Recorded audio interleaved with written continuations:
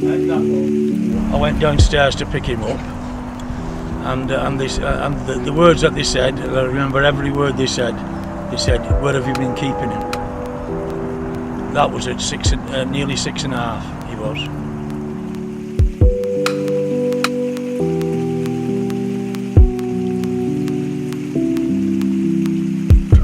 Ever since I was young, you know, my granddad was very strict with me on what I was doing outside of football and at home and stuff like that, even in school. You know, he was passionate.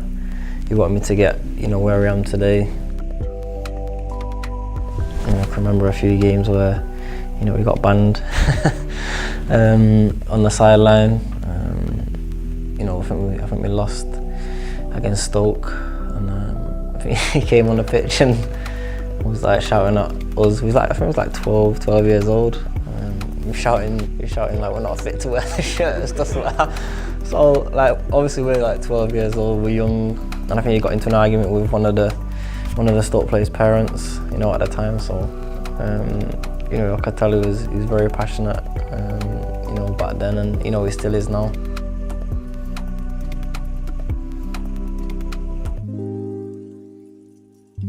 He played, you know, rugby when he was young, and he was, you know, represented Great Britain in powerlifting. So, you know, he was keen to get me in the gym from a young age. I remember him going to the training ground and asking the coach at the time, Tony Whelan, if I could start doing gym sessions in the back garden at home. I think I was like 9 or 10 years old, and you know the way I was developing, you know, back then I was small, so.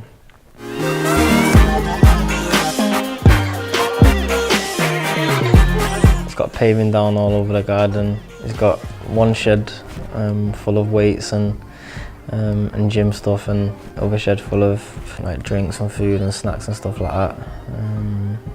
At that time, he used to bring the weights onto the paving, and you know we used to do sessions together. You know, even though I was at a young age, so I know I don't know if it was bad for me at the time or not. You know, just got along with it, and they would try and help me one day. There's the one, isn't it? That's the one. That's the one. That's the main man there. That's him, isn't it? The main man. Look at my little head. He actually said that you wouldn't fully flourish until you were about 22 or 23, right? I remember him saying it in the meeting. I think it was me, my dad. My granddad was at a young age that can kind of put pressure on you to go and reach them goals, but no matter what, if you work hard and believe in your ability and believe in yourself, you get where you want to be.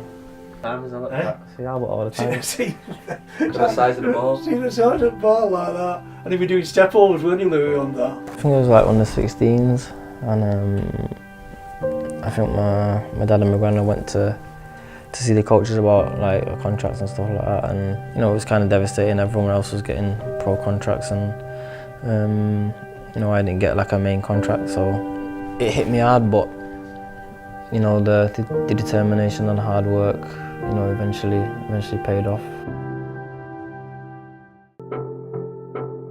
After my debut, I think, you know, the text was flooding and stuff like that, but there was more of like congratulations, but you know, I feel sorry for you kind of way that you got injured. And like I said, you know, it was upsetting for my family at the time.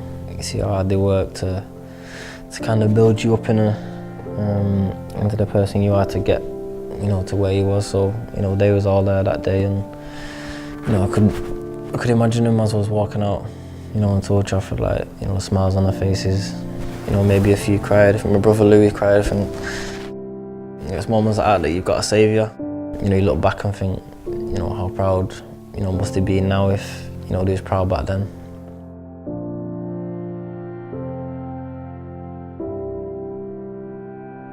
Just ready to go home and get a Mackey's, isn't you? Yeah.